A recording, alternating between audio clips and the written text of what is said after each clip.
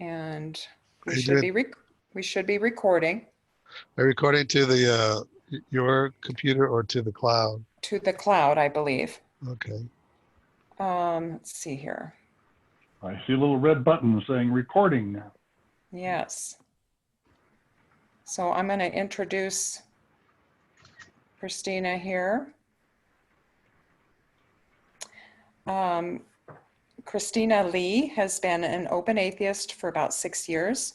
She is a PhD student in communication studies at Colorado State University, where she studies the intersections of religion, politics, and rhetoric, with a particular interest in the marginalization of atheists in the United States. So Kristina, go ahead and start presenting if you'd like. Welcome. Sounds good. Thank you. I'm excited to be here. As mentioned, I'm in Fort Collins. I've been to Boulder a few times, but I'm working my PhD in my second year right now, and I look at religious rhetoric in politics with a particular interest in how those rhetorics kind of came to be, how they impact our public imagination on who is American, and the implication that has for atheists and non-Christians. I've also done some work on the atheist movement rhetoric. So I'm working on a project right now looking at how atheists use blasphemy as a social protest tool, which is really cool when you consider how blasphemy, it used to be a tool of oppression to silence atheists, and now we've kind of embraced it and use it in kind of fun ways. But for this presentation, I'm going to focus more on the work that I've done looking more at kind of history and the Cold War and trying to understand kind of why we have some of the current atmospheres we have right now and certain perceptions about religion and America and atheists in particular. So I'm going to go ahead and start by sharing some statistics, which are always fun. So hopefully I can get the screen share to work. All right, so hopefully you can see this. Yes. Perfect. All right, so this was a survey that was done by the Public Religious Research Institute in 2015, where they were asking people what do they think are qualities that make someone truly American. And there's a lot of really interesting data from this research, but the ones that are most interesting to me is that 69% of people said that it was either somewhat or very important to believe in God to be truly American. And over 50% said you had to be specifically Christian to be truly American. So as someone who does not fit into either of those categories, that was slightly concerning to me. And I really wanted to kind of think about why is it that people think that, and what is it about the United States that have made people have this assumption about what true Americanism is. And it's also important to think about how this kind of narrative impacts atheists. So you have a lot of fun things like this that come up where not only is Americanism associated with religion or Christianity, but atheism is associated with un-Americanism. So these are some real billboards that have been posted around the United States. The why do atheists hate America and anti-God is anti-American, those types of narratives. And so these are really dominant ones that we see quite often. And there's a really long history in the United States of kind of Christian privilege and anti-atheism that goes back to revolutionary times.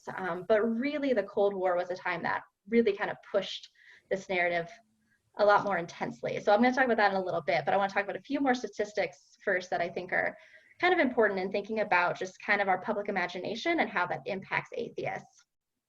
So I don't know if any of you have seen the Secular survey that just was released last month. But it's a really great survey that really looked at an in-depth discussion of how atheists kind of experience life, particularly in the United States. And one thing that they found is that atheists tend to conceal their identity. It's kind of sometimes or always around certain people.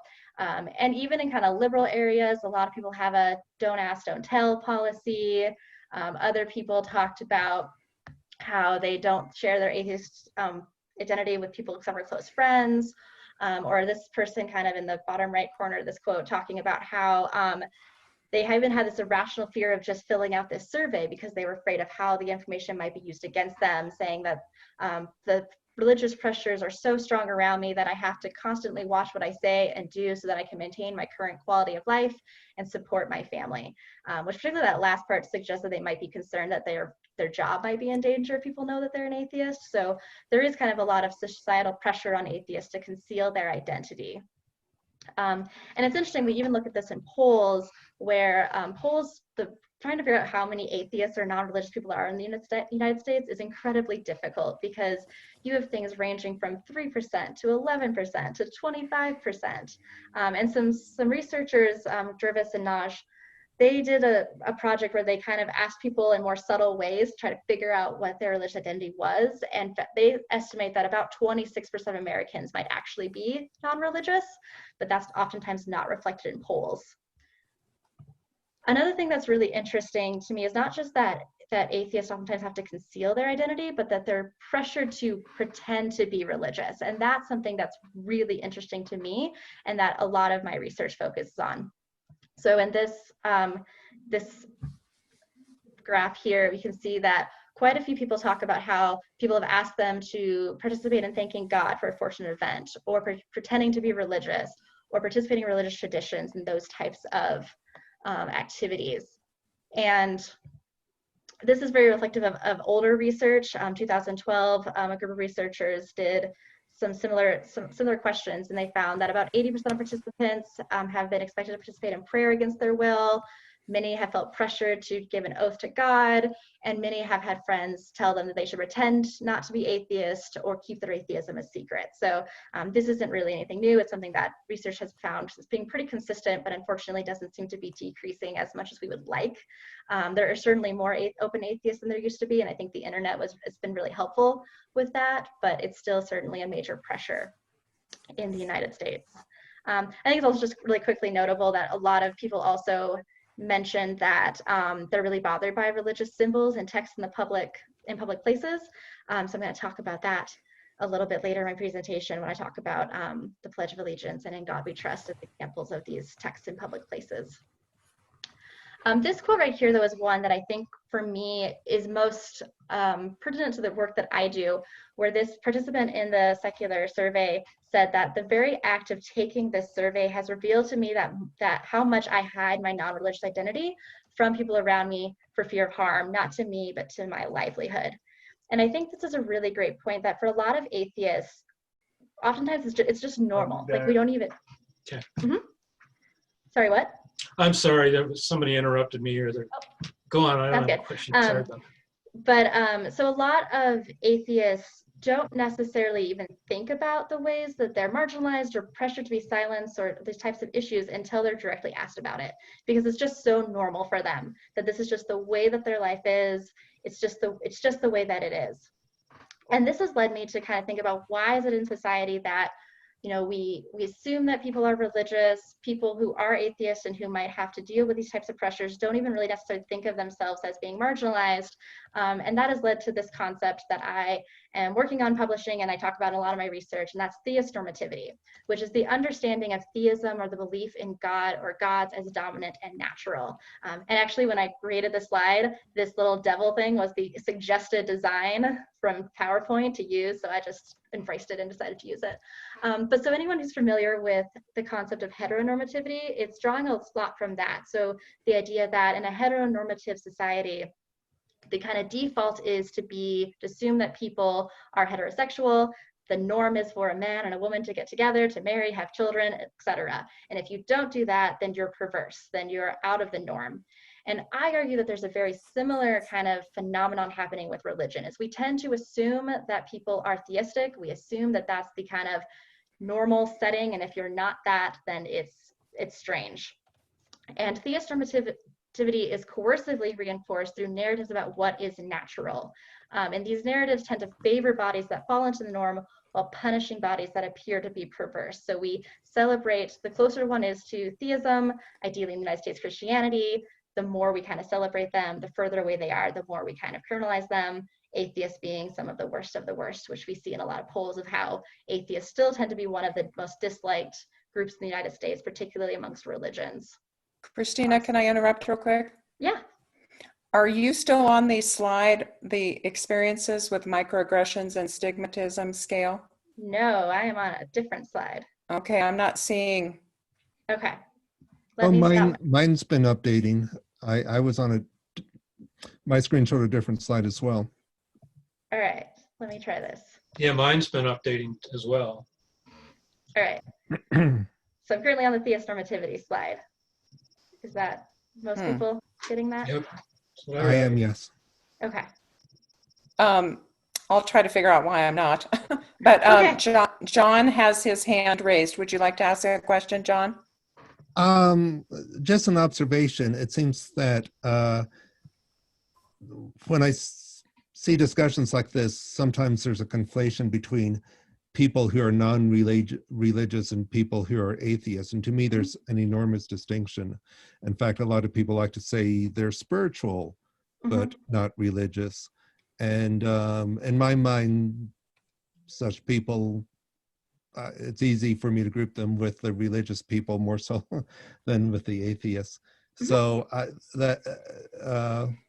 for what it's worth, I just note that, especially surveys that group non-religious with atheists together, that might even contribute to the big range that we see, because depending on just how the question is asked, some may identify with one group but not another. Absolutely. I think that's a really important point of how that's such an issue for the community, of kind of figuring out what is non-religious, the same as non-theistic. And a lot of people say they don't believe in God, but they're not an atheist. And that's a lot to do with the stigma behind the word, which I'll talk a little bit about that later as well. But really kind of the idea with theistnormativity is the idea that there's a kind of an ideal center. So in the United States, the ideal center might be Protestant Christian. And the further away you are from that center, the more perverse you are. So, Jews are maybe closer, or Catholics and Jews, and then Muslims, Hindus, agnostics are better than atheists, kind of that kind of constant further away. And, I don't really know what the ranking would be for sure, but that's the general idea of that, which might also explain too why some people choose different labels to kind of try to get closer to the ideal center. That's kind of subconsciously in our minds of what is ideal in the United States. So one thing that's particularly important about the concept of theistnormativity is it's what's referred to as a hegemonic ideology. So hegemony is the idea that the dominance of one group over another is supported by legitimating the norms and ideas. So when one group has power, one of the ways that they maintain power is by making the norms and ideas that support their dominant ideology appear to be common sense. So probably the most easy example to think of is with the patriarchy. For a very long time throughout history, there was this narrative that typically men promoted, that men belonged in the public sphere, women belonged to the private sphere, women can't handle being in politics, they're not smart enough, they're not strong enough, those types of narratives. And eventually, when the women's rights movement started moving forward, some of the strongest opponents to the women's rights movement were women themselves, because they very much embraced this kind of narrative that they didn't belong in the public sphere, that they shouldn't be in there. So the idea that a hegemonic ideology is a way to get oppressed groups to not realize they're being oppressed, and they just kind of accept it as the way that it is. So going back to the secular survey, in the question of asking people, have they been pressured or to pretend to be religious, actually more than 50% said that they had never or seldom had that experience, which initially really surprised me, because it's something that I was thinking would be much higher. But I think part of it is because some of the ways that we kind of pretend to be religious are, again, so natural to us that we don't even realize it's being pressured. And so I wanted to pull up an excerpt from a journal article that's by two scholars talking about their atheist experience, and they also did some interviews with some atheists. And this is a really great just example of what I mean by this. One of the scholars, Carol, talks about how Carol could be identified as an atheist. For her, the identity has little salience. She has experienced little stigma and has no need to stay in the closet or out. There is no closet because there is no threat. She stays quiet around people who would argue it's just what you do. Carol does not qualify for deacon study because she does not label herself an atheist, though she does not believe in God. Carol, you just said that you're not in the closet, yet you just described staying quiet around people who you knew would argue. Okay, you got me. I am mindful not to say anything about it. It's not a big deal. So this component here of she stays quiet because it's just what you do is what I'm referring to here, where she doesn't really consider this to be pressure to be religious. It's not really considered coercive, but she's still passing as religious because, again, assuming that the default is most people assume people are religious unless people tell them otherwise, particularly if they look certain ways. And that's kind of just the way it is a kind of example of what I mean by how theistnormativity has become so hegemonic that we just kind of accept it and don't necessarily even realize how it might be influencing the way that we behave and the ways that it's silencing us from being open about our identity. So the research that I do now really wants to look at kind of what is it in our kind of dominant narratives that really influence this kind of mindset? Because there's, of course, many different things that are impacting kind of the ways that we live in the world as atheists, how religious people live in the world. And I'm really interested in the notion of public memory. So how circulation of recollections among members of a given community, and these are oftentimes far from perfect records of the past. They kind of more entail what we remember, how we frame it, and what we choose to forget as a society. And a lot of the narratives surrounding religion and politics in the United States are certainly not always the full story. And I'm really interested in kind of looking at some of our dominant narratives that we oftentimes kind of embrace and saying, okay, what's the true story behind them? What kind of went into them? And how might that influence how we understand how these impact how we live in the world? I am going to take this time to do a quick disclosure on how I understand history and religion's history. I draw heavily from the work of David Zahet, who has this fantastic book called The Myth of American Religious Freedom. If you haven't read it, I highly recommend it. And what David Zahet basically argues is that in the United States, we have two really dominant narratives about religion and politics. And the first is that we are a Christian nation. The founding fathers wanted us to be a Christian nation. We've always been a Christian nation. We should return to those roots, all those types of things. And then on the complete opposite scale is the narrative that we are a secular nation. The founding fathers wanted us to be a secular nation, separation of church and state. We were never a Christian nation. That's a total myth. Now, Zahet argues that both of these narratives are somewhat problematic because they don't kind of leave out the idea that the founding fathers actually didn't really agree on what religion's role should be. There were so many founding fathers, and yes, there were certainly some who promoted that we were a separate church and state. Others thought we should be a Christian nation. They generally agreed that we shouldn't have a state religion, but the role of Christianity was something that was pretty contested. So they kind of just kept the First Amendment pretty vague, just to kind of, because they didn't really know the answer. And so what David Zahet argues is that it's much more productive to look at history, but think about how religion was kind of coercive in the United States. So he says, we will never understand the source, the development, or the stakes of the debate about religion in public life until we acknowledge that for much of its history, the United States was controlled by Protestant Christians who sponsored a moral regime that was both coercive and exclusionary. So he points to a lot of laws in the United States, particularly from the kind of beginning through the early 1900s, that promoted Christianity, laws such as blasphemy laws, laws about school, what can be said in schools, a lot of Bible readings and things like that. The fact that most non-Christians couldn't run for public office in some states, these types of things. And he says that basically the narrative that we're separation of church and state kind of leaves out this kind of really dangerous history that we can actually use to our advantage by saying, yeah, sure, we have this tradition of Christian being privileged, but that's not a good thing. It wasn't like this cohesive, everyone was like, yay, Christianity.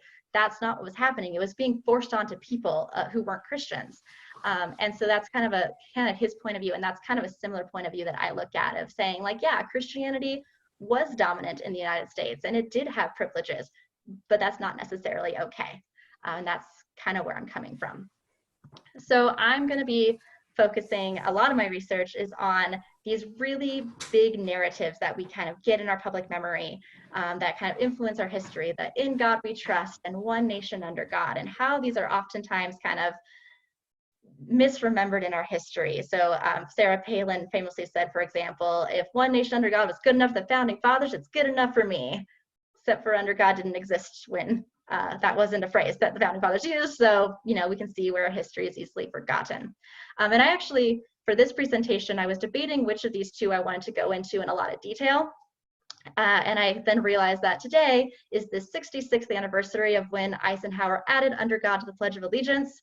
So we're going to talk in more detail about under God than in God we trust, but I'm happy to talk more about that history later if you do have any questions or want to talk about it. So one of the things that's really important and that's particularly relevant with the history of under God is it's an example of what I call 1950s Theistnormative legislation.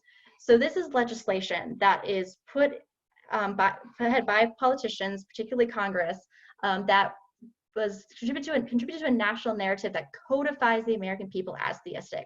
So it's legislation that kind of makes official statements that tell the American people they should see themselves as theistic, as believers in God, again, ideally Christian.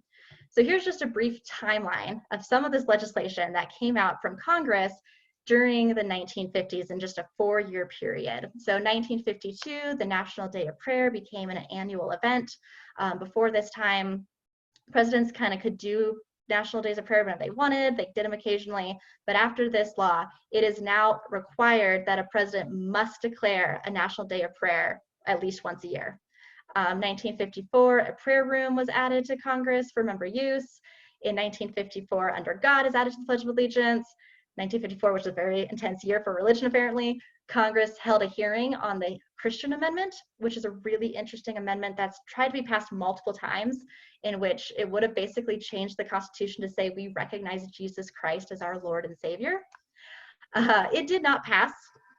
It's been tried several times, and I think that's actually quite important because Theistnormative legislation works because it's vague enough. It uses God, which is this vague term that theoretically could be interpreted as so many things, but it's not too Christian. So oftentimes when they kind of try to do something like under God or in God we trust, they'll then try to do the Christian amendment and then it fails. So they have to kind of step back.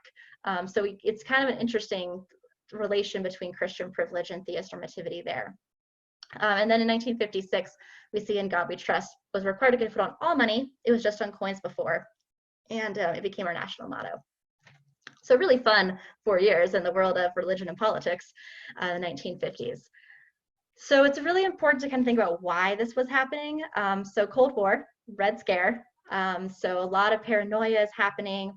And there was really this push to see the Cold War as a theological war. So when Truman was trying to figure out how to kind of frame the conflict with the Soviet Union, he actually had a psychological board who did kind of a survey of the American people to kind of see, okay, should this be like an economic, a military battle? What should it be? And they told him that the best thing to do is to make it a psychological war and to frame it that way. And so to really focus it on what are our morals, what are the values, and they are corrupt, we are good. And so we get kind of this narrative that really emphasizes the kind of theology component.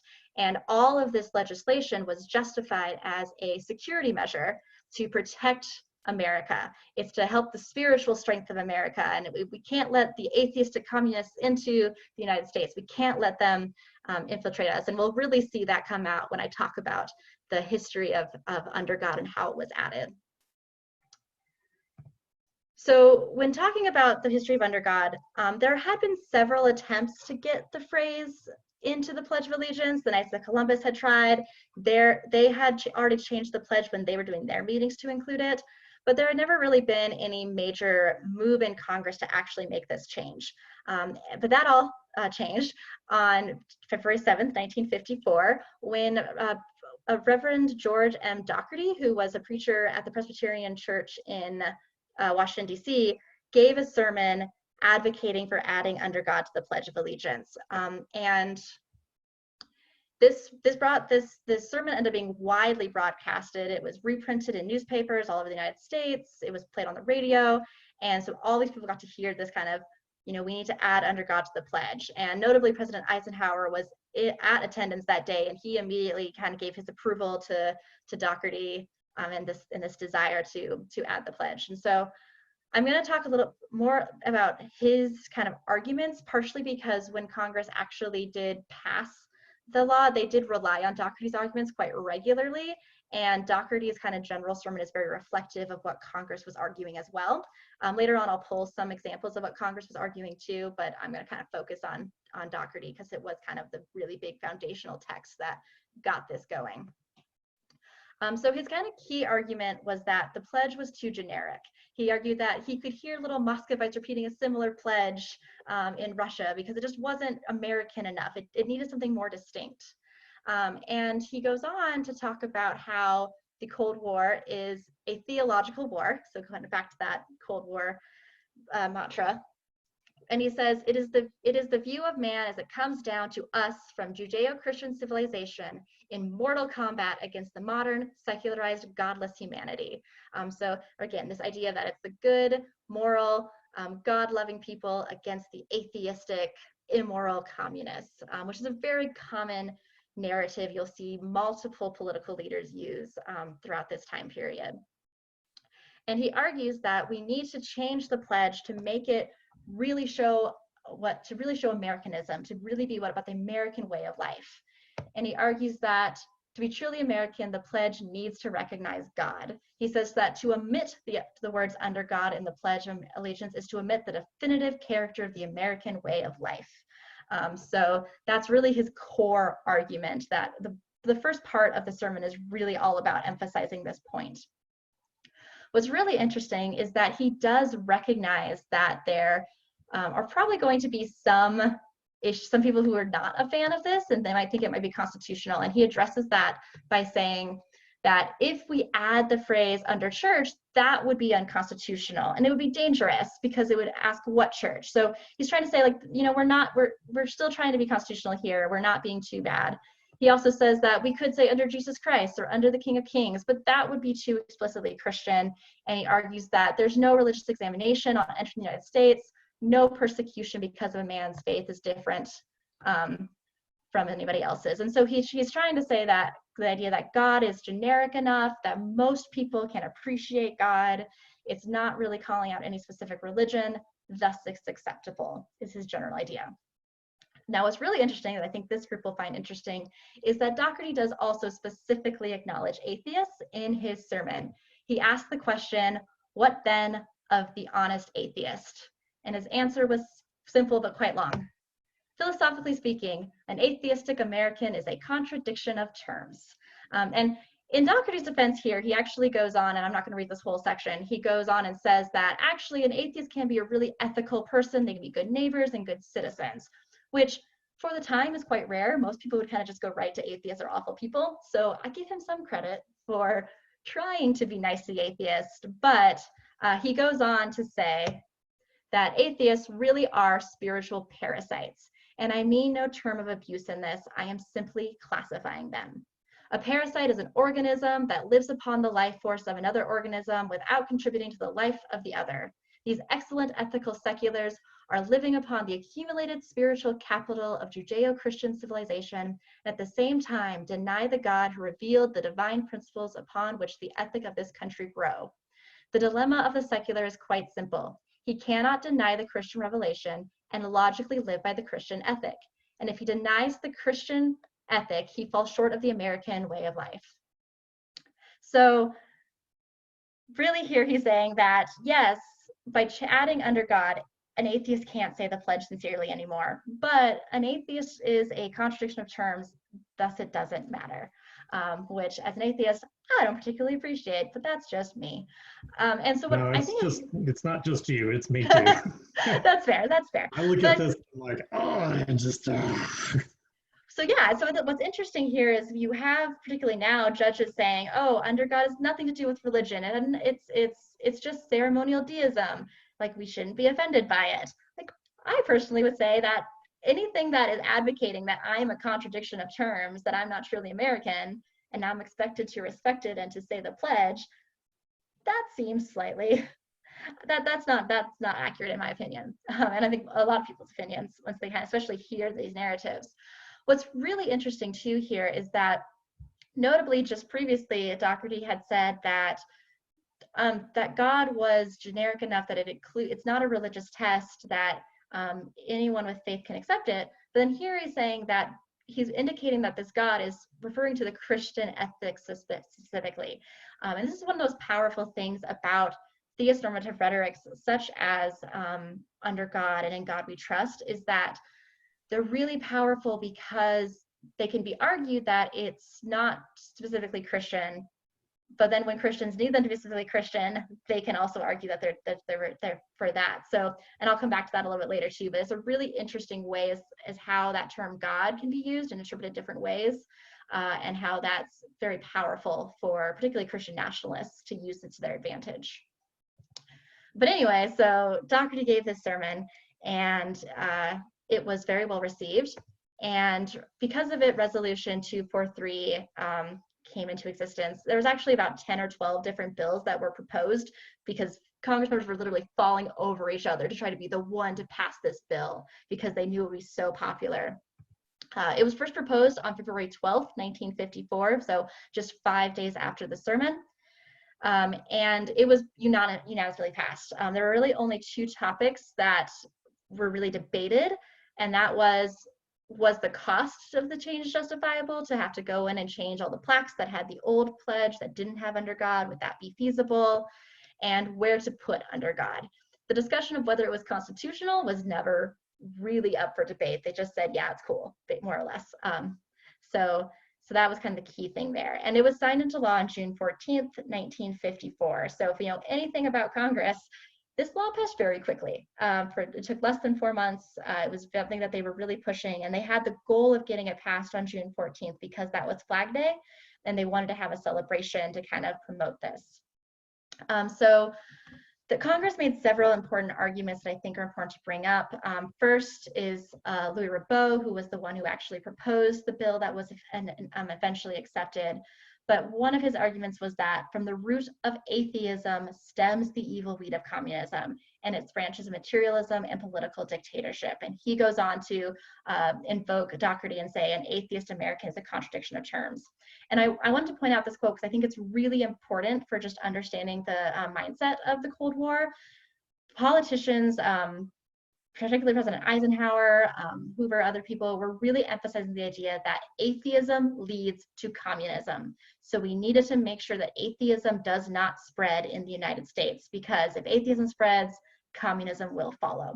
So there's a lot of kind of ideas that's partially why atheism is so stigmatized even today, is because it was such common rhetoric in the Cold War that atheism is the same thing as communism, and communism is un-American, thus atheism is un-American.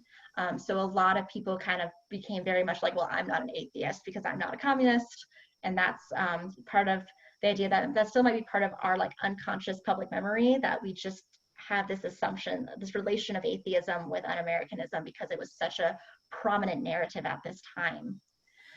So Kristina, yep. Can I ask a question or make a comment? Yeah. So the branches of materialism here, I mean, you look at this sentence here and then look at today's Christians, you know, especially the Christian nationalists. Mm-hmm. When I read this sentence, I see them in that.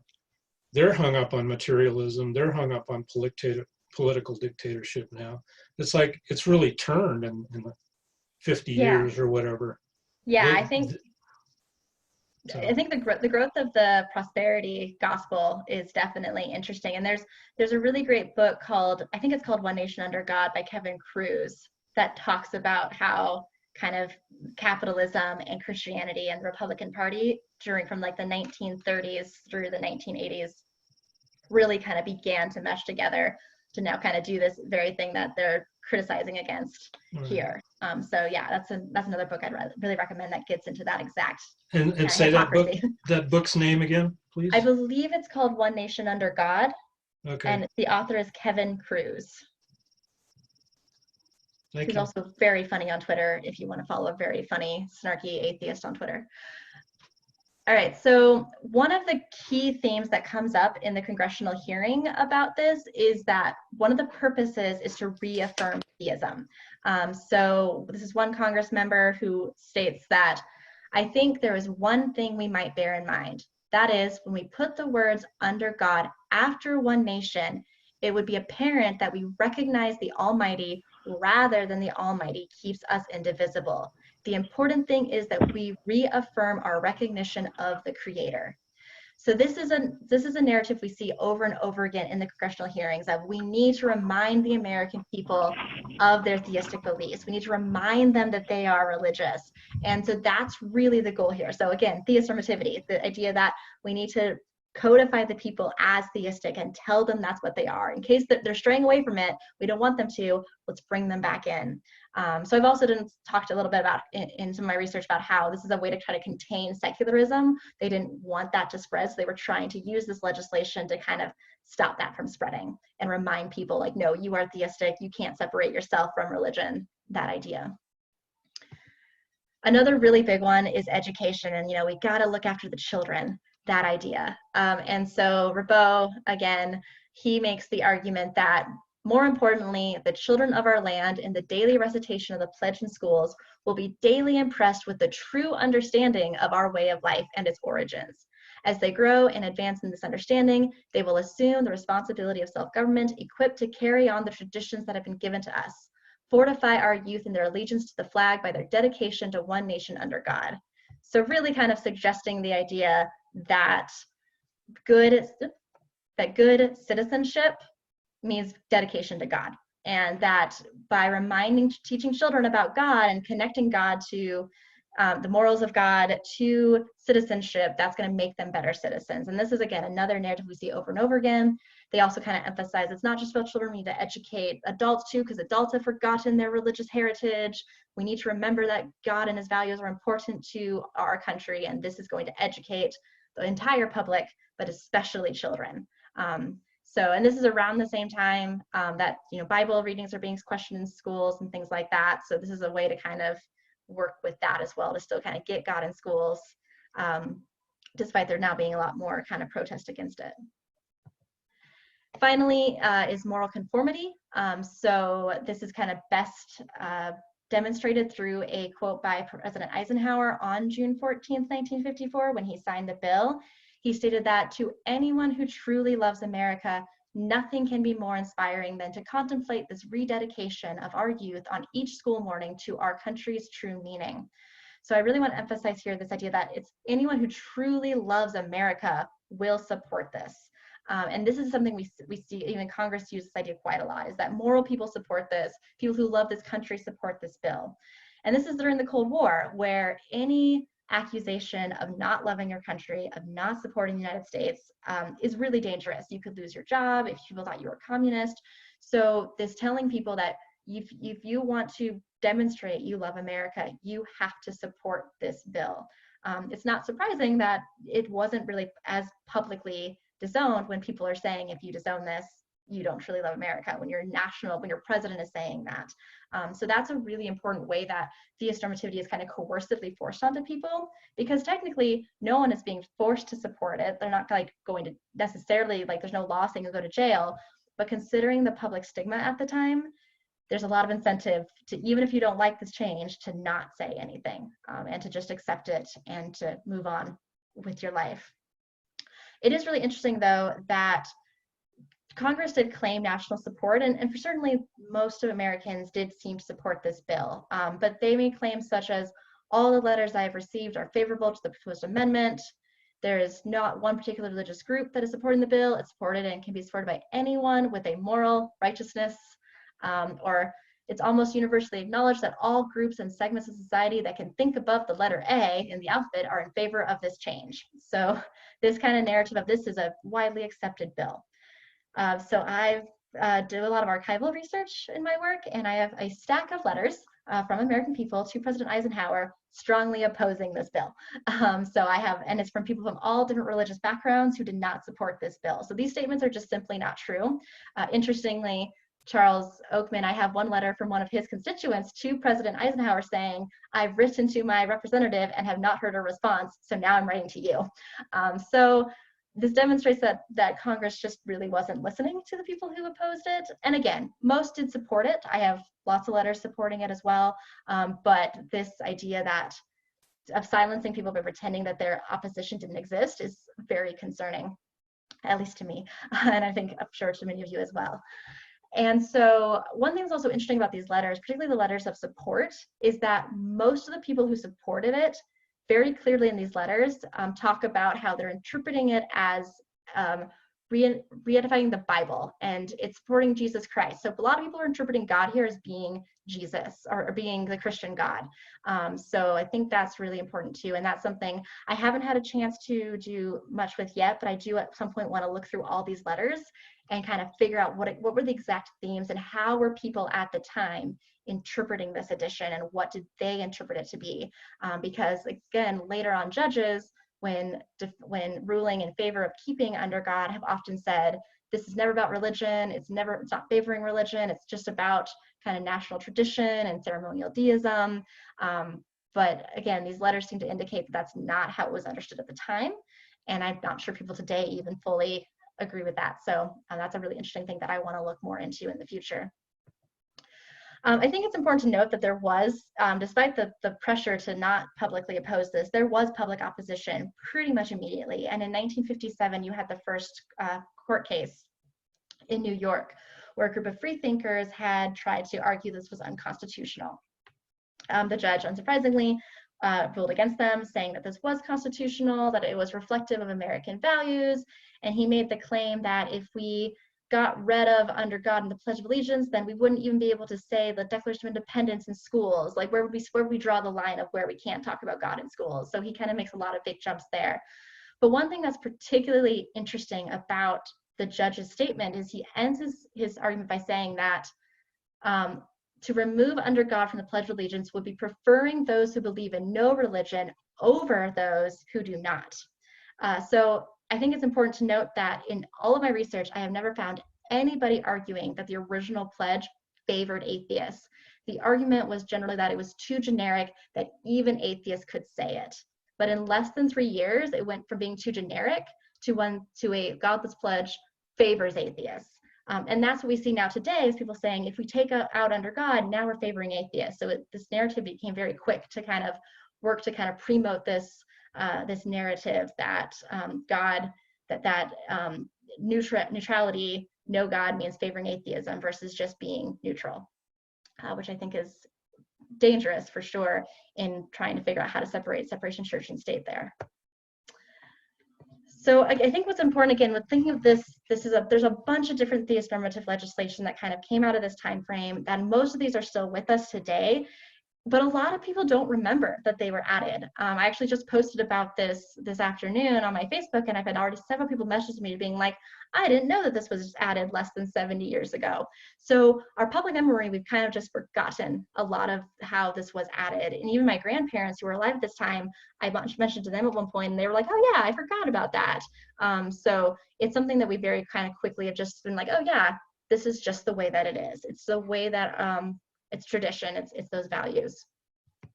But these do have some serious implication for atheists, and I'm not going to go into a bunch of details. I'm sure I'm happy to talk about these in discussions, but Hemant Mehta has this really great book, The Young Atheist Survival Guide, where he talks a lot about kind of the stigmatization that kind of results from some of these examples in public schools, especially examples of not being able to say the Pledge of Allegiance. So theoretically, under the law, schools can't punish students for not saying the pledge, but that doesn't mean that schools don't punish students, and that doesn't mean that people's peers don't punish them for not saying it. So there is still a lot of social pressure to just say the pledge, to just say under God, and to participate. And if you choose not to do that, you're kind of creating a bullseye on your back oftentimes of getting framed as un-American and whatnot. So again, I'm not going to go a lot into detail there, but this is a really great book if you want to learn more about some of those cases. But one thing I think is particularly important, particularly today, is how particularly Christian nationalists tend to use this theistnormative rhetoric to kind of support their causes. So in the black and white picture, this is a pro-life protest where you can see the "In God We Trust," "God loves America, do we love him?" These types of narratives to kind of help support the idea that we should ban abortion. Same with the same-sex marriage. You see in God We Trust, and that's really common, the same-sex marriage discussion of saying, in God we trust. And if in God we trust, we have to follow the Bible, and the Bible says no same-sex marriage. So it's kind of this idea that these official statements are proof that the United States should thus be doing our laws based off of, in these examples, probably Christian or Judaism and those ethics and morals. So we can really see how these examples of ceremonial deism can actually be interpreted in ways that really help Christian nationalism in different ways. And the last thing I want to kind of bring up with this is that we should be particularly aware of is contemporary theist normative legislation, because there are a lot of examples of groups trying to continue to push this type of legislation, because it really is kind of the first stepping stone in trying to get more explicitly kind of Christian groups, or at least that's their hope. So I'm not sure if any of you have heard of Project Blitz. I'm sure some of you have, but this is basically a group that was started by the Congressional Prayer Caucus Foundation, and their goal, as stated by them, is to protect the free exercise of traditional Judeo-Christian religious values and beliefs in the public sphere, and to reclaim and properly define the narratives which support such beliefs. So they're very much trying to change the national rhetoric that's kind of started moving a little more towards the whole idea of secularism, to we need to go back to really embracing Christian nationalism and Christian beliefs that were prominent during the Cold War, for example. Now, you might notice that I have Project Blitz, aka Freedom for All. This is a really fascinating organization and incredibly frustrating, because they know what they're doing, and they know that they're trying to do things very kind of behind the scenes, and they're trying to kind of not be really obvious about it. So they actually have a quote from the executive director in which they talk about how people started realizing that's what they were doing, and then they changed their name. So she says, as soon as we understood that they knew they were onto us, we changed the name, shifted things around a little bit, and now they're talking about something that nobody else is really even talking about, and we renamed it and moved on. So like this is a very dangerous group in the sense that they know that what they're doing is something that a lot of people are going to be strongly opposed to, and they don't really want to be super public about it. They want to kind of do it behind the scenes, but by the time we realize it's happened, it's already happened, and it's much harder to repeal legislation than it is to get legislation. So that's something that I think, particularly those who are in the secular or atheist movement, need to be really aware that what this group is doing. And they're really trying to pass all types of laws. They kind of have what they call 3 categories of laws. And the first is kind of basic. We need laws that kind of reinforce our heritage and the value of Christianity in the United States. The second one is to really kind of try to enforce this heritage by, like, we need education classes, we need Bible studies.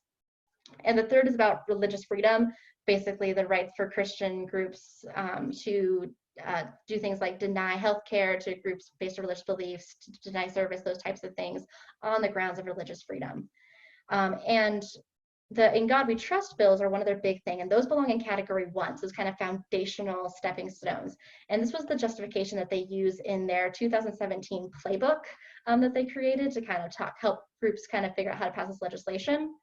They said that despite arguments that this type of legislation is not needed, measures such as In God We Trust bills can have enormous impact. Even if they do not become law, it can still provide the basis to shore up later support for other government entities to support religious displays. So these groups are very well aware that In God We Trust as a motto is very powerful in promoting the narrative of Judeo-Christianity. And it's powerful in part because it is generic enough that people are less likely to oppose it, because it's so traditionally used. It's our national motto, it's on money. Like, it's really hard to argue against it because it's so accepted. But it kind of works as a foundation. Okay, once we pass these, now people can maybe support us in passing Bible studies, in passing laws such as laws against same-sex marriage or same-sex adoption, those types of things. So this group is very aware of the power of In God We Trust bills and the motto In God We Trust. And so I think it's really important, particularly as atheists and members who are trying to prevent Christian nationalism from happening, is not to take too lightly the power of this rhetoric. I know for me, when I first became an atheist and I saw people wanted to remove under God from the pledge or remove in God we trust on money, I was like, this seems really trivial. Like, it's just words. Why does it matter? And hopefully by kind of seeing this narrative of how this was kind of coercive and how it was kind of used to promote certain ideas of what Americanism is and how it continues to be used by Christian nationalists to kind of push their agenda, we can see that it's if you can control the narrative of things like this, then you really have a lot better ability to kind of control people's acceptance of different ideologies and different ideas. And I think it's important to note that this is something I think we oftentimes assume like this is like, oh, just a Republican issue, but the issue with things like In God We Trust bills is that because they're so widely accepted, people from kind of across the board often accept them. So Louisiana Democratic State Senator, after they passed an In God We Trust bill in Louisiana, stated that this is our national motto. It's also on our currency. So I think it's really important that we ensure that young people understand the patriotic history of our country and how it was funded and its purpose. Although I highly doubt that history will actually include a history of how In God We Trust or Under God became part of our kind of national narrative and the rhetoric that we use. So I think it's important to note that Supreme Court has actually never officially ruled, made an official statement on either Under God or In God We Trust. So it's still possible that in our lifetimes this will come up again. And I think the better that we understand the history, we can use that to our advantage to talk about the coerciveness of it, to try to persuade people to support removing some of these theistnormative rhetorics from our society. Thank you. Thank you, Kristina. Can you hear me? I can. So now's the time where we can open it up for just general discussion. Does anybody have any? This is how I've been taking questions? In God We Trust off the money. I like it. You can buy these rubber stamps from Freedom from Religion. Oh, interesting. .org for $17, I think. And supposedly they say it's completely legal to do this. It's not considered defacing currency or whatever. I was about to ask that. What did the stamp say, It was. Conrad? It says, "In reason we trust." Oh, okay. So I stamp all my bills that way now. I like it. Because to me, part of the problem we're talking about here, I think when you say Christian or atheists they keep quiet, right? We keep quiet way too much. There's way more of us out there than the religious want to acknowledge and that we even want to acknowledge. And I think it takes guts to come out. I'm retired now, and that helped a lot in me coming out to people. It's like, well, I don't need to depend on a livelihood from somebody, losing a job kind of a thing. And I can certainly sympathize with people that are in working situations that are concerned with that. But really coming out more, I think, is the right thing to do for this group, just like the gays and lesbians have to, and the trans and transgender people. We need to get on the map of society. Yeah, and I think that's definitely true. I think it's also important to acknowledge, though, how this is particularly difficult for certain groups, for groups that already face other marginalized identities, or it's understandable why some would be unwilling to add another stigmatization onto themselves. And so trying to find ways to explain why it's important and to try to, for those of us who are comfortable enough to come out, to try to shift the narrative of society and make it more comfortable, I think is a really important step that we need to do as well. Kristina, you're driving me to drink. Sorry. Actually, that was a really great presentation. Yeah, thank you. And I think it's one of our more interesting ones that we've had recently, to be honest. So I really enjoyed it a lot. The Boulder Atheists has, gone through a lot of struggle to maintain its identity as an atheist group. A lot of members say, well, I don't want to be associated as an atheist in an atheist group, but that's what we are. We need to be proud of that and push that. And they want to say, why don't we call ourselves the Boulder Humanists? No, I mean, that kind of waters it down. Humanism is great. In fact, that is really the next step after atheism. Where that really defines, what we do believe, rather than what we don't believe, as they say, as the old saying goes.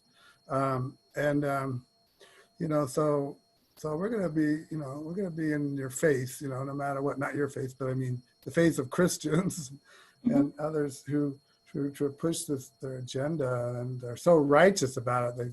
They're so right about, their position, and we're so evil, But, there's also, I want to throw out that there is progress, being made as well. Absolutely. I sort of forget about some of the things that you talked about sometimes because, I don't really experience it that much myself.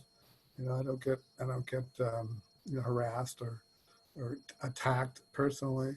But maybe, I don't know, maybe they're waiting in the wings to get me, I don't know. Yeah, and I think it's also interesting, and I think that's partially what makes like atheist marginalization slightly different is, for the most part, and this is certainly not true around the world, but in the United States, for the most part, we don't face the same physical endangerment that a lot of marginalized groups face. Although there are, a lot of stigmatization issues, a lot of kind of psychological, worries about families rejecting you. So for younger people in particular, that can be a struggle, who are still living with their families and fear the repercussions. So just thinking of the Theistnormative legislation, recently there was a bill in Arizona that would require students to say the Pledge of Allegiance unless their parents signed a permission form saying that they didn't have to, which for me was very concerning because there are a lot of atheists whose parents would not sign that paper. And so it's certainly taking away students, people under the age of 18's religious and freedom of speech. But it kind of gets at some of those different kind of, it's not so much the physical danger, it's more the freedoms that are limited in kind of social pressure types of ways, if that makes sense. Yeah.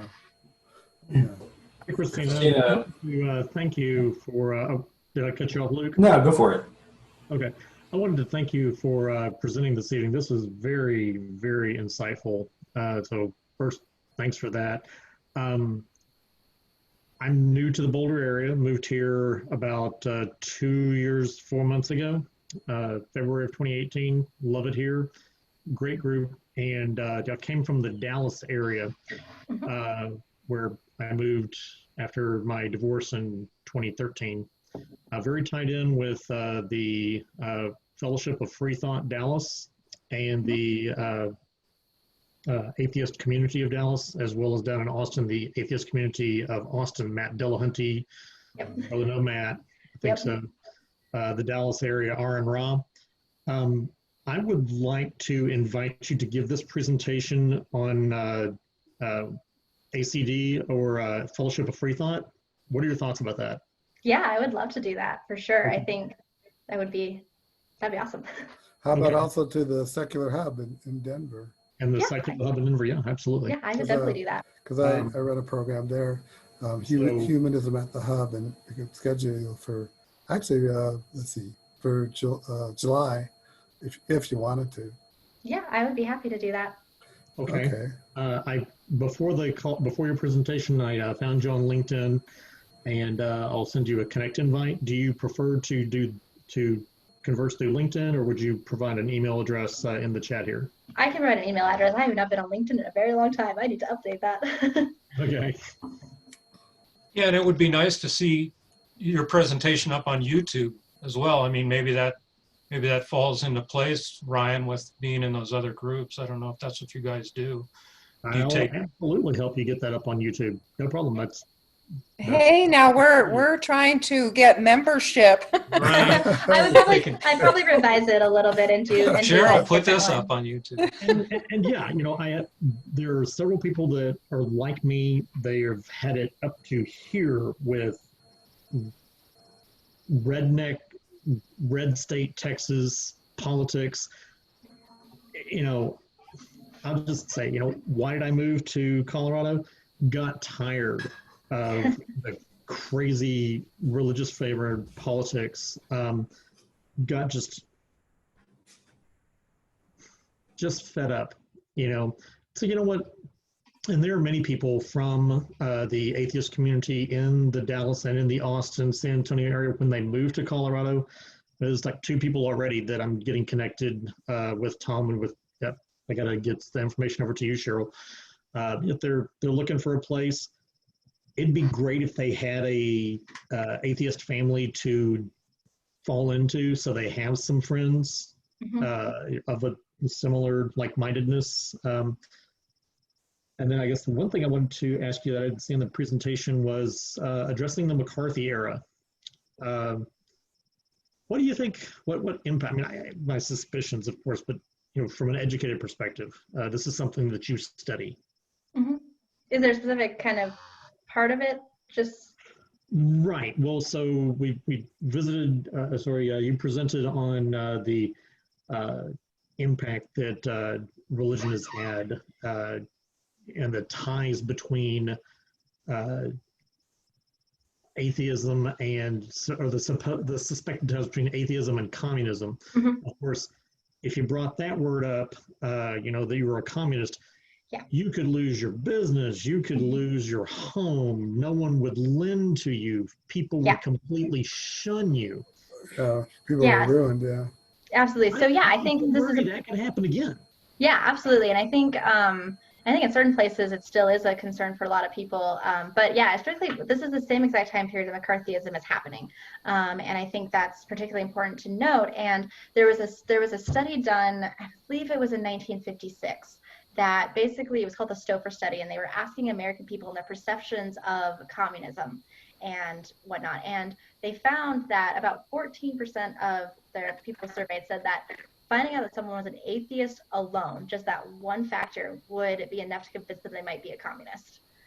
So there was certainly, and then just kind of like that as one of multiple factors would increase the possibility. And they had a lot of qualitative data where they asked people like, do you know a communist? Do you suspect a communist? How do you know? And it'd be things like they don't go to church, and those types of things were certainly reasons why people would suspect someone was a communist. And so that's why it's interesting when you read stuff about the Cold War, because a lot of people will talk about, church attendance was at its all-time high.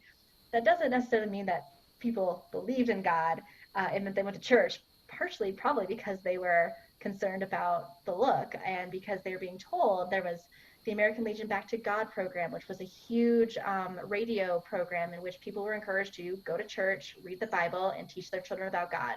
There was the American Religious Life campaign, which is a huge ad campaign to encourage people to go to church. And so this was a way that people were taught, like, if you're not a communist, prove it, go to church. So I think that there's certainly a connection. And one thing that I'd really like to do that I haven't had a chance to do yet is I want to go to Washington, D.C. and do some of the archival work there to see if atheism comes up in any of the court cases and hearings about from McCarthy, and see if religion was part of that conversation specifically. Because right now I don't really know. It's not something I've seen as being explicitly discussed, but it wouldn't surprise me that it at least played a role, for sure. Well, there are a lot of people. I'm sorry. I didn't mean to interrupt. Did you have something to say about that, Ryan? No, that was very insightful. Thank you. Oh yeah, I was just going to say that another reason people go to church is for the community. The camaraderie, and churches have learned how to offer that. Of course, you have to pay a price. You have to listen to their sermons and at least pretend to believe what they're telling you. And that's what we're trying to do. We're trying to offer the same kind of community without all the BS attached to it. I mean, you can just be yourself. There's no dogma or anything. We're just real, and have activities and things for people to do and get to know each other. And that's a big part of what we're trying to do. And I think it's really important to note that there's a lot of reasons people would go to church. It's just particularly interesting to note that church attendance in the United States is all-time high comes from the 1930s to the 1960s. That is when it hit its peak in the United States. Before that, it was way lower, and it's been declining fairly consistently since then. So I think, while there are a lot of factors, for sure, that's certainly McCarthyism and the Cold War is a huge factor in it.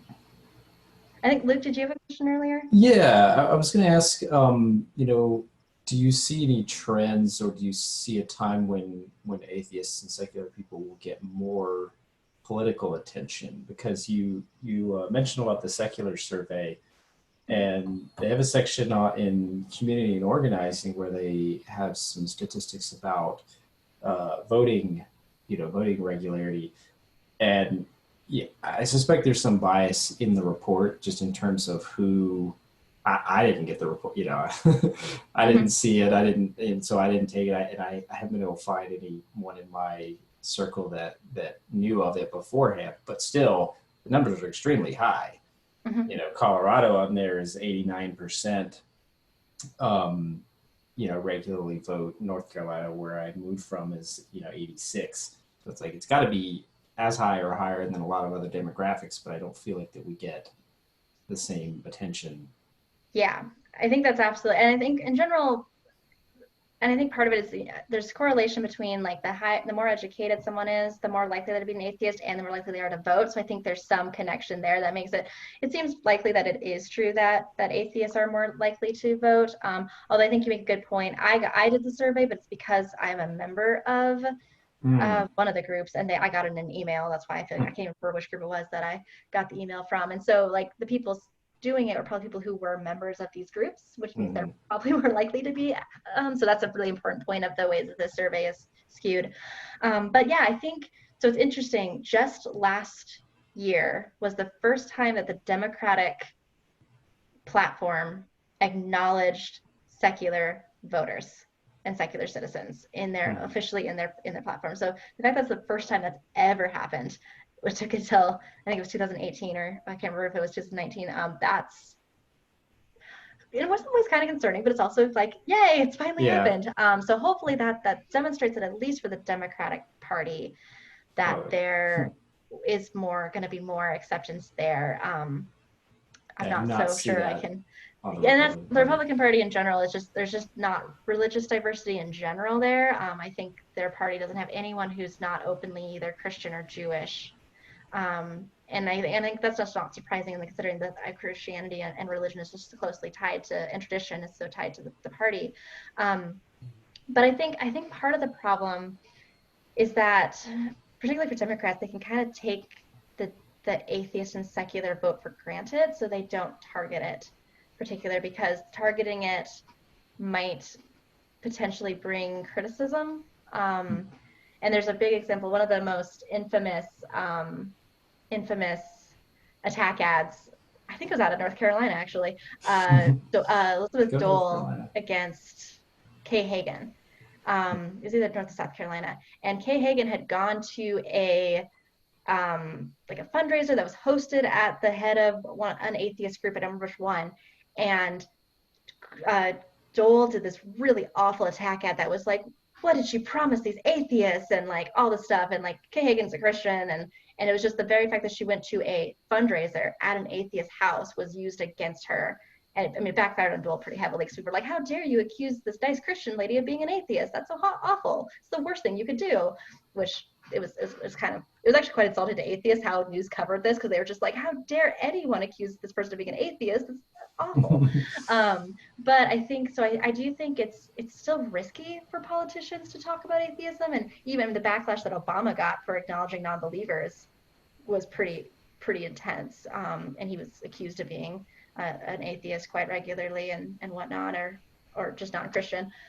So it's kind of hard to say. I think the more it becomes normalized to be atheist, the better it will be. But I still think it's going to take people being willing to take the risk as a politician. So, and I, when I don't see that, it's not a turnoff, because I know why. But it's still nice to see, and at some point to not be taken kind of for granted, as you said. Yeah. So you're talking about the secular survey that was recently sent out. Is that right, Kristina? I got notification of that survey, I believe, just because I think I subscribe to atheist.org. Our group is also an affiliate of that organization. American Atheists. American Atheists, which is atheist.org. That's their website. But yes, they're the American Atheists.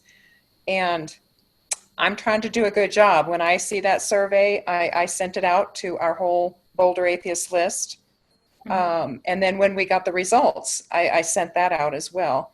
So hopefully we're doing a good job trying to spread that within our group. I do think, or let's see, I was going to ask Kristina about, do you know anything about the Freedom of Thought Congressional Caucus? Yeah, I mean, I know a little bit because it's fairly new, which is pretty exciting that this is the first caucus that is specifically designed to protect secular and atheists. And again, when it was created, there was a big backlash from Christian nationalists being like, "Oh my gosh, this is happening." But they're really cool in the sense that they're really promoting, like they've done a lot of work with blasphemy laws around the world. So they're doing a lot. I will say from my understanding of them so far, they seem to be doing a lot of work on the international scale versus domestic scale from what I've seen, which is understandable because, I mean, blasphemy laws around the world are still very dangerous for a lot of atheists. And so I'm interested to see, it's pretty small from what I can tell. I don't think there's more than 5 to 10 people who are a part of it, but it's something I want to keep an eye on for sure in the next couple of years to see what it's doing. So I'm wondering if, I mean, I know that Joe Nagoose, he's our representative in this area at the federal level. And I tried to find out if he was part of that caucus, and he is not. And I'm wondering is, as you spoke earlier, if it's kind of a stigma that some congressmen and women are nervous about associating with. Yeah, so there's only, I believe, one, last I heard, one openly secular person in Congress. Although a couple of years ago, I think it was the American Human Association said that they had 24 members of Congress tell them privately that they're not religious, but have claimed they will deny it if they try to publicly out them. So I do think, yeah, I think there's a lot of stigma for people to just in politics to just pass. I mean, this is something back. I mean, I'm thinking there's a case back in the 1950s where a politician, or it was the Democratic Party. There was the DNC National Convention. It was being broadcast for the first time on TV, and they ended up getting all these letters from people who were upset because they didn't bow their head in prayer. So they were all atheistic communists, and that all Democratic Party were accused of being atheists because of this. But that's still a common thing of like, oh, like they're not mentioning God. Why is that happening? And there's and that's something that's still quite regularly tracked. And another really great book that I would recommend is Kevin Coe. He has a book called The God Strategy, in which he talks about kind of politicians and how there's kind of, since the 1970s in particular, starting with Carter, there's been a pressure that you need to include God. And actually, it's interesting, if you look at God, like references to God in presidential speeches, it has spiked. It has continually grown since the 1970s. It actually wasn't that common before Carter, but now it's become like you cannot give a national speech and not say something about like God bless America or something like that. So that's really interesting. And also they've become much more explicitly Christian than they were in the last 40 years. It's become much more explicitly Christian, where before even like the Christmas message would still be pretty generic. Now it's usually much more specifically Christian, and it's kind of interesting. You wouldn't expect that to be the trend, but it is. Well, there are some big groups like American Atheists, American Humanists, the Secular Coalition for America that are political. They're not just political. Well, the Secular Coalition of America is a political group trying to keep secular values and going against these laws that are trying to infringe on the separation of church and state. And so there is legislation out there. But absolutely. It just needs to be more prominent, and we need to make a bigger stance, bigger voice, to let people know that we're here and that we're doing good. We're not baby eaters, at least most of us anyway. It's really fun. I teach political communication at CSU, and one of my assignments every semester is I have my students watch the documentary Hail Satan, which I was very concerned when I first started doing, because I was sure I was going to get a lot of angry parents, which I have yet to get a single angry person. I really like that movie a lot. Yeah, it is really good, and it really, what I like about it is I can very much feel like I'm presenting this because it's a group I'm sure you've never heard of. It's a controversial issue. So, and they do like a group discussion where it's like, you can give your opinion. I don't care what it is. Just like engage with this different idea. Sure. And so many students will be like, I mean, I don't agree with Satanism, but I totally agree with what they're doing. And I didn't know about all these things. And it's amazing to me just how many people just don't really realize what groups are doing, or they hear the dominant narrative of like, oh, this group is just, or even whether it's the different secular groups the Freedom from Religion Foundation is often accused of all these horrible things. And as we really like dig into what they're doing and educate yourself, it's actually all about the Constitution. And a lot of people don't get that narrative. They get they just hate religion. And it's important to make sure people know why people are doing this. And it's not about hating religion. It's about supporting the Constitution. Well, FFRF is another group I forgot to mention that's politically involved. And I love that commercial. I don't know if you've seen it. Well, they don't show it on every network. Ron Reagan Jr. Yep. He's saying, I'm a lifelong atheist. I'm not afraid to burn in hell. Yep. It's funny. My family's still religious, and as soon as my dad saw that commercial, he's like, hey, did you see this commercial yet? And because my family's really awesome, they're really supportive of me and my research. And so it was really cool that he's like, you might want to write about this. I was like, thanks, Dad. So that's how I learned about it, was from my Christian father. So he was probably, was he kind of appalled by it or something? No, he thought it was cool. I think it's because like both of my parents and my brother are religious, and I talk about the issues, and my mom can jump in if she disagrees with what I'm saying, but from what they've told me is like they very much feel like because I've explained what my concerns are, they understand that I'm not coming from a place of anti-religion. I'm coming from a place of interfaith dialogues and wanting to make sure that people are actually getting religious freedom, and they very much have agreed with me on my views on that. So which is really nice. Can I ask you some questions about that, your relationship with your parents? I mean, you don't have to answer them, but here's a question I have. I was growing up with atheist parents, so I didn't have to cross this bridge. But your parents are Christian, you said, right? Mm-hmm. So how do they reconcile the fact that you're going to spend eternity in hell? So my family, I would say, has always been much more liberal when it comes to Christianity, in the sense that my family is more of the, if you're a good person and you do good things, they're much more kind of that sense of Christianity. So I think that's really important, is that I think Christianity has a lot of different So they're Bible benders, right? They bend what's in the Bible. Or cherry pickers. To fit the world, Which I think, and I think, to be fair, I think most religions do that to some extent. And I don't think that's an issue. Hi. Did you have a thought, Mom? I do. My mom. Okay, I'm Kristina. Sorry, I don't have my picture up there, but. Oh, okay. I'm sorry. For me, I mean, I grew up in a very, I won't say very religious home, but we did attend church, and that's the way I raised my children. However, I encourage them. I said, just because we go to this church doesn't mean that's what you need to believe. You need to explore things on your own and come to your own conclusion. Mm-hmm. What I really appreciate with Kristina at this juncture is she's not afraid to say what she believes or does not believe in, however you want to take it. But she also respects other people's religious views or their choices. So we can have great dialogues about all this without being upset with each other, because she doesn't push her choices on us. We don't push our choices on her.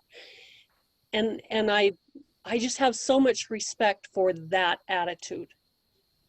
I Yeah. do too. That's wonderful that you can have that dialogue.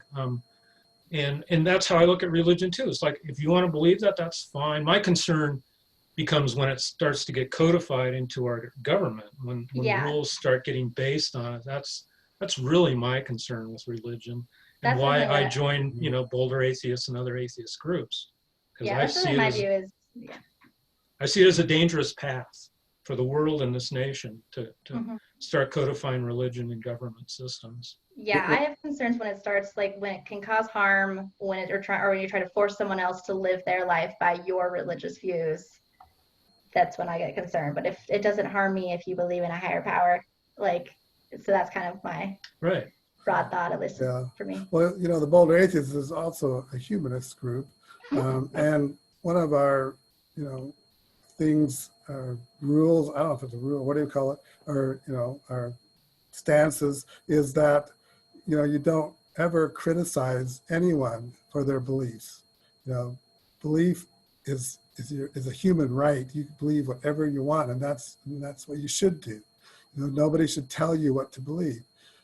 And so that's something that it's really important to us, that people understand that we're not attacking anybody, individually. Now, we might go after the church itself or religion in general, and that's okay. You could thrash that, I think, because it's so screwed up, Tim's always, sorry, Marlis, but it's not about anti-religion. It's about the hypocrisy, because some of the things that religion does is kind of, like half truths and Hippocratic about things, and it doesn't always make sense. So we can go after that and point things out, but we'll never attack anyone for what they believe. Well, I think one of the things that's particularly tricky about, and I think this goes back to kind of that notion of theistnormativity, of the expectation that you should perform religion and you should just pass as religion, and if you don't, you're perverse, is that me just saying I'm an atheist, some people are just horrified by it and they feel like it's an attack, just declaring that I don't believe in what you believe. And that's, I think, where a lot of and I think that's partially because people have been just so ingrained to just assume that, like, well, if you're an atheist, then why don't you just be quiet about it? Like, why do you have to say anything about it? And now you're angry and loud. And I think that's something that we really need to, or I hope people get away from. And again, I want to emphasize my parents are so awesome, where some other family members might be like, oh, I wish that Kristina didn't have to push her atheism on other people so much. And my mom has defended being like, she doesn't push her atheism on people. She is promoting, she's discussing the stigmatization, and she's trying to educate. She's not trying to get anyone to be an atheist. She's trying to get people to be tolerant of atheists. And so shout out to my mom for being awesome and supportive for that, because I don't know if I could do what I do without that. I recognize I'm very privileged to be able to be as open about my atheism as I am. I have large enough family to thank for that. So yeah, I think that's really interesting, though, if that just us saying I'm an atheist is, some people find that so disturbing. So yeah. So Kristina, the Satanic Temple, they are rather, abrasive in their message, but yeah. I think that what they're trying to do is say, if you're going to have Christianity represented in government, then you need to have this, Baphomet statue representing Satan. And then, so I'm wondering if the future of government is, if there ever was a non-religious president or representative, congressman, if they could say, if you believe in God, I will protect your rights. If you believe in Muhammad or Quran, I will protect your rights. If you are a non-believer, I will protect your rights. So for somebody to get up there and say, freedom of conscience, that's what I'm going to protect. And so if people feel like their religions are going to be protected, then maybe they will feel more willing to vote for a non-religious president, but then you just have to flat out say, we just can't have all these religions, represented in government.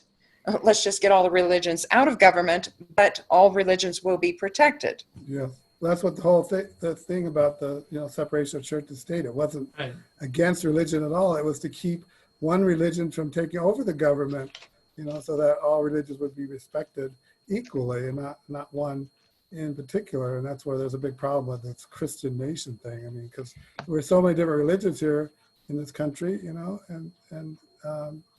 we're not a Christian nation. We are a secular nation, and that was established. And the church and state separation was not against church at all. And that's what people get hung up on. Well, they get hung up on a lot of things, like think, oh, it is a Christian nation. We were founded on Christian values. Well, maybe some Christian values, but it was definitely secular. There's cultural Christianity, which there's good things that come out of religion. There's good cultural things, and what do you call it, rituals and things like that that people like to do.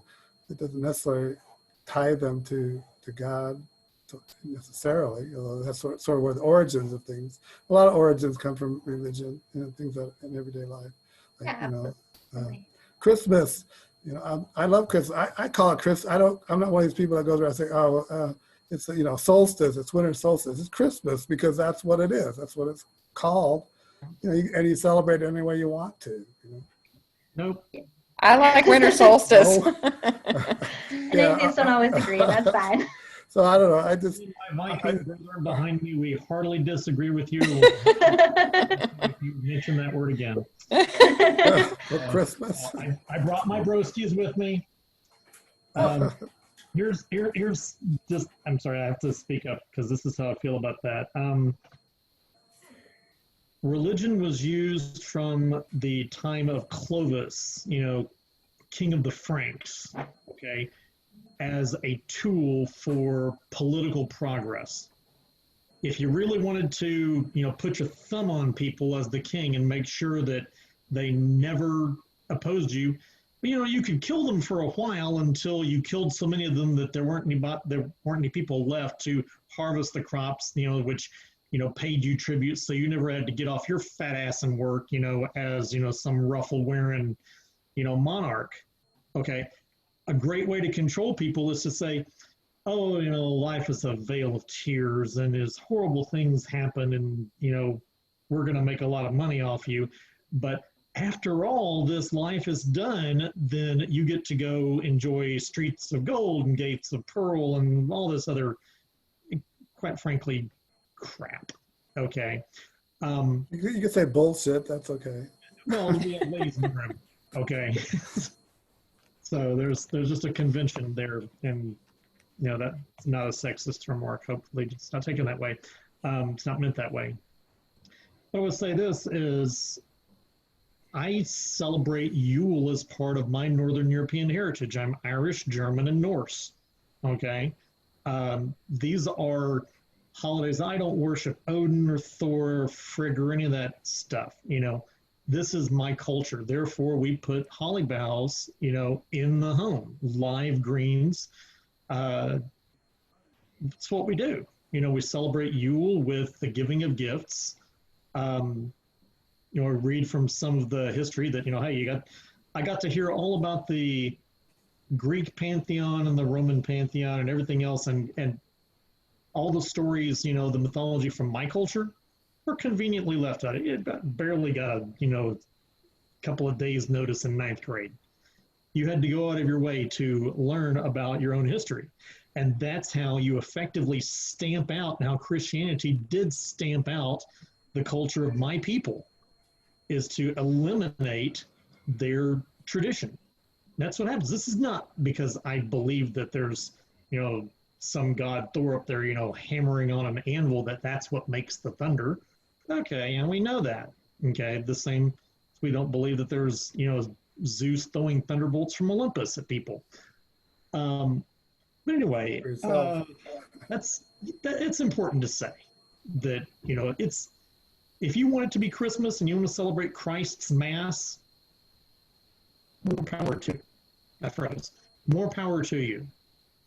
But it's not anything that I'm ever going to acknowledge. And with my kids, I'm going to tell them, hey, there's all kinds of evidence that Christianity came about as a result of the armies of Alexander marching through Palestine, basically as a speed bump on the way down to Egypt to subjugate them, on the way over to Babylon and Chaldea to subjugate them. They picked up little bits and pieces of religion from the Parthians, from the Greeks, from the Romans. Everybody consolidated that. That's how you get the idea of an eternal burning hell. Okay, that came from Zoroastrianism. It was never Hades in Greek mythology, which was religion. Right, but in the Old Testament, you never hear anything about a burning, torturous afterlife. It's Sheol, okay, a place of, basically, this is just some dark place where you go, whatever you're there. It's the grave. There's no mention of that. Not until the New Testament, when there's the idea, Jesus' parable of Lazarus, Lazarus going to the bosom of Abraham. Okay, so he's reunited with, our father Abraham was such a great guy that he traded off his wife a couple of times, So I'm going to interrupt here. Thank you, Ryan. I think we're diverging a little bit. Kristina, is there anything else you would like to say? Yeah, well, I think I just want to bring something you had mentioned that I think you had mentioned, the idea of if someone had just said we're about protecting all rights. I think one of the issues that comes along, particularly with Christian nationalism, again, with the idea that if we look at history, in the United States, Christianity has certainly been privileged throughout U.S. history. And part of the problem that we see come up regularly is that, and this happens with any group that is privileged when you try to create equality, is that equality feels like persecution.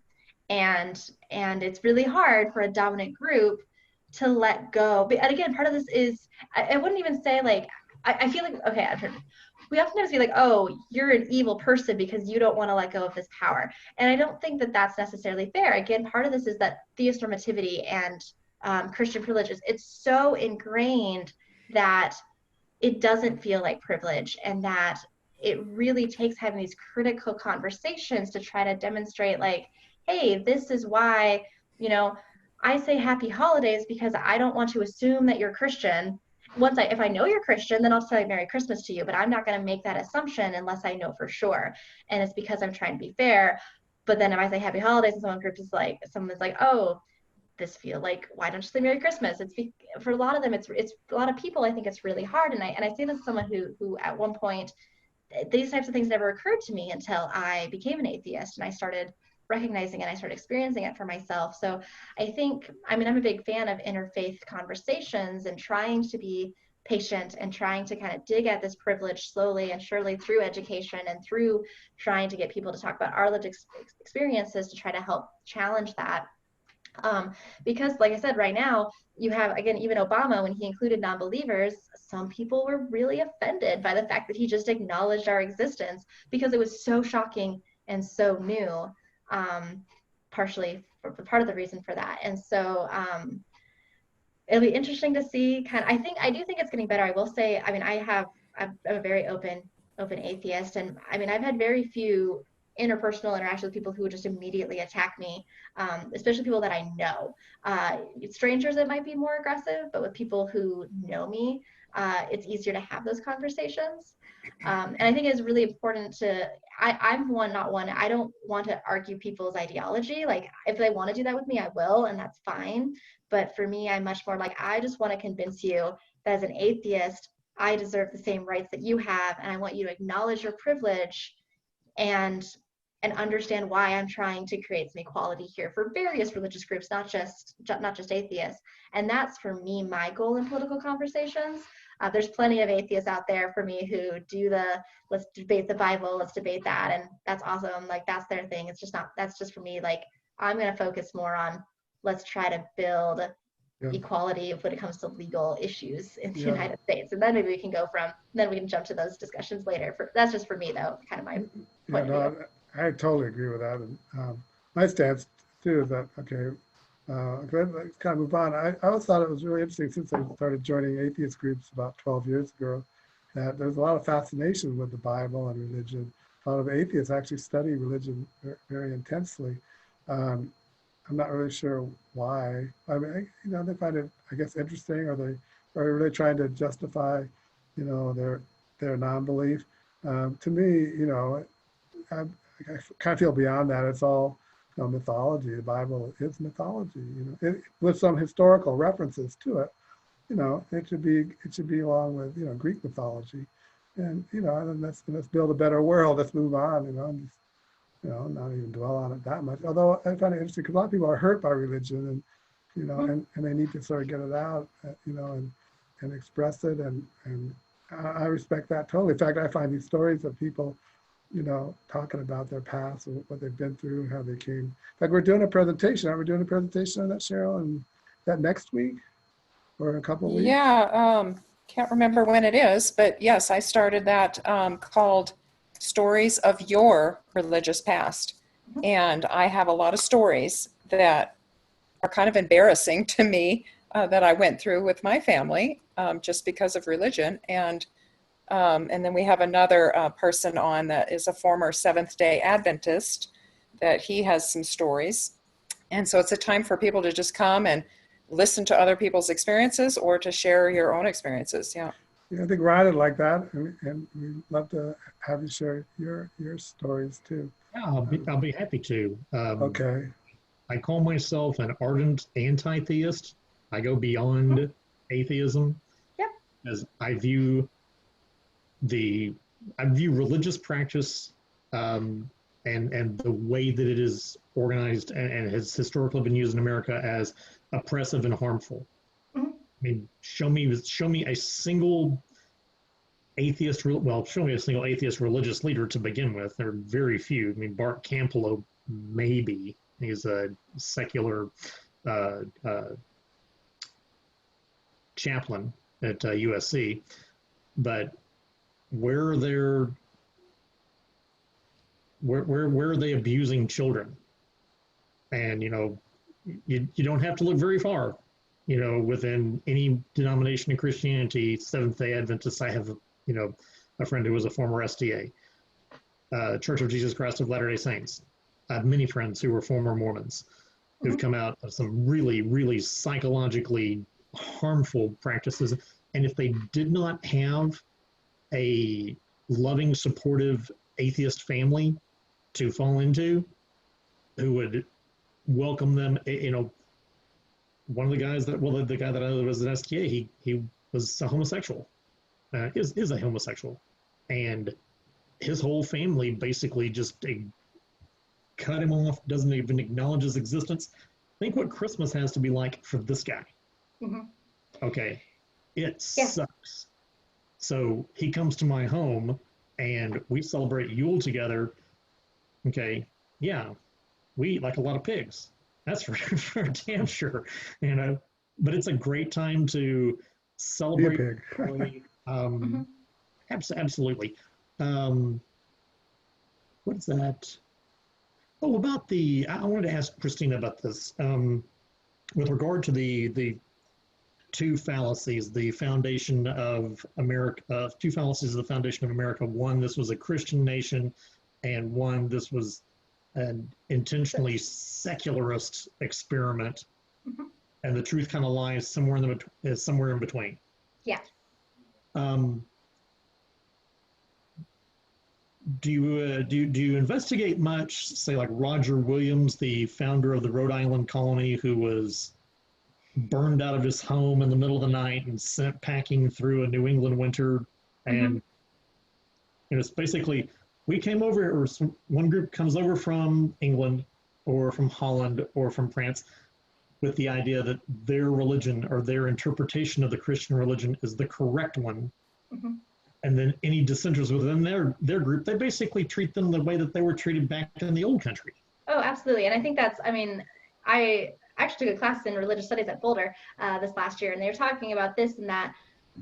When we talk about, people came over because they wanted religious freedom, that is one of those examples of a public memory that's just a myth.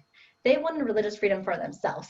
They didn't want religious freedom for anybody. The actual original plan for the Puritans was to come to the United States, create kind of this land, and then go back and convert everybody in England back to their view of religion. And so I think that's such an important narrative, that that idea, the myth of religious freedom and religious tolerance in the United States, that it is a myth.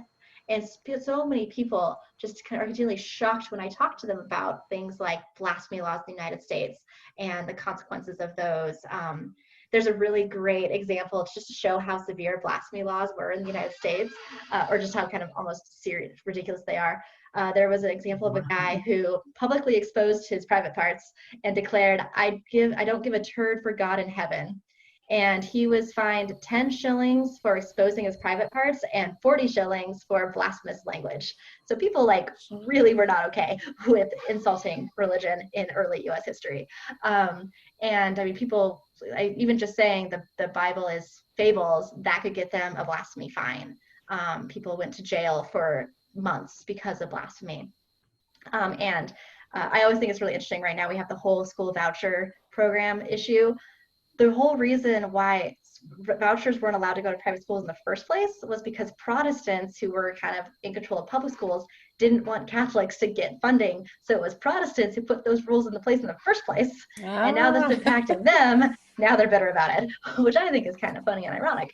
But we just don't remember this history because it's just not taught to us very much. And that's, to me, I think we really need to dig into this history of how in the United States there was such coercive use of religious power. And there's a really great quote by a scholar, his last name is Ellis, and he wrote a book called The Unlikely History of the Pledge of Allegiance. And he says, the phrase "one nation under God" is like the phrase "one nation under white man." Historically accurate, yes, but exclusionary nonetheless. And while we've, as a society, have said yes, in early US history, we were patriarchal, we were heteronormative, we were white supremacists. We've at least acknowledged that was problematic. We still have a lot of issues with all of those things for sure, but we've at least acknowledged that history existed, and we no longer say, well, the founding fathers only let white people vote, so that's cool. But for some reason with religion, we still say, well, religion's tradition. Religion's the way it was. And we don't really have a language to talk about the persecution of religion in the United States. And that's one of the reasons why I want to have this term theistnormativity, or talk about creedism, or the idea that one religious creed is better than others, and the way that has silenced people. I think we need more language to talk about those experiences, and so we can understand why they're systematically problematic. So I'll interrupt here. It's 5 o'clock. Kristina, that was just a wonderful presentation. This is awesome. Thank you. Yeah, thank you, Kristina. Thank you, Cheryl and Tom, for putting this together. Well, And Kristina, I don't know if you've noticed, but as people have been leaving, they've had to leave, but they've written such nice comments for you saying thank you for the nice presentation as well. Awesome. Yeah. Thank you. And like I said, I put my email on the chat, so if anyone does want to email me, like I said, I'm happy to talk with any other groups. I also have a really great history on the In God We Trust that I didn't get to do today. That's really fascinating.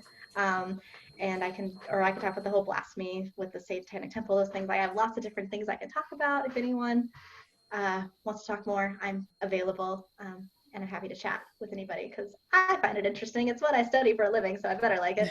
Yeah, right. Oh, wow, you could actually make a living out of it? Wow. So, pretty much. That's something I've tried to do, but it doesn't work. There's no money in atheism.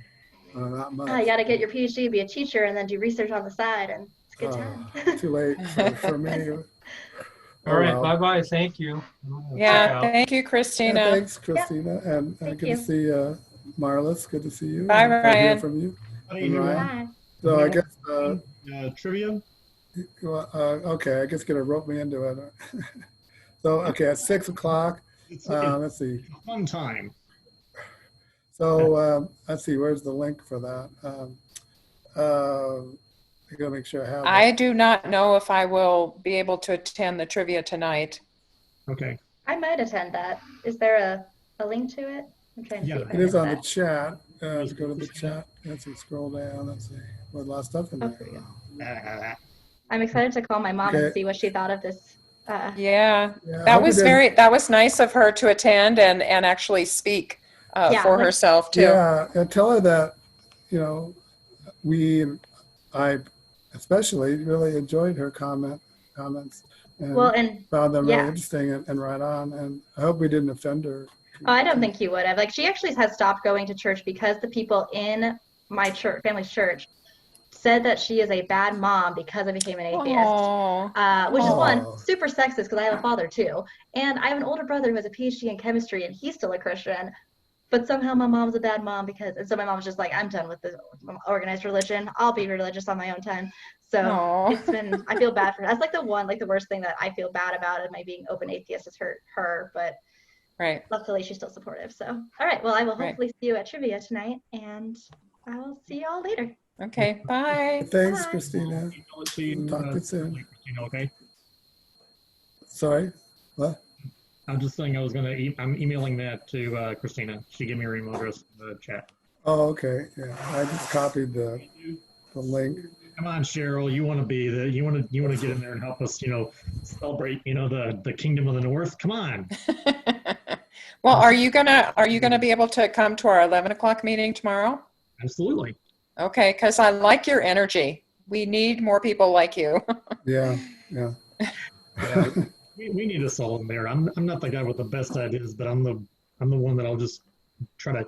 My goal, honestly, is just bring us all together, because there'll be people from Colorado that want to go down to Dallas and they need to have some path in besides Google, atheists in Dallas, because there are good groups Right.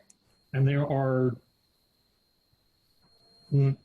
I found from hard experience some pretty out there atheist groups. It's like, okay. And, likewise, two people that are looking to move to Colorado in the next couple of years. If they can find a home with Boulder Atheists, if they can find a home with, Denver Hub or Jefferson Humanists, let's bring them on board, build the community and make it okay to be atheists. And moving here, I'm establishing residencies so that my sons can and my daughter can come to school here, and hopefully they don't have to go through the same programming and misery that I went through. So I spent 40 years of my life and in Christianity, and 12 of those 40 years were, I really don't believe this. I kind of want to believe it because I'm afraid of hell, or I'm afraid of losing my community. Or, Yeah, it'd be rejected. Yes. and Tom, you can stop recording, I think. Okay. All right. Let's see how to. you have to shed each one of those one thing at a time. You have to say, okay, well, I don't believe in the mythology, so I'm not afraid of hell.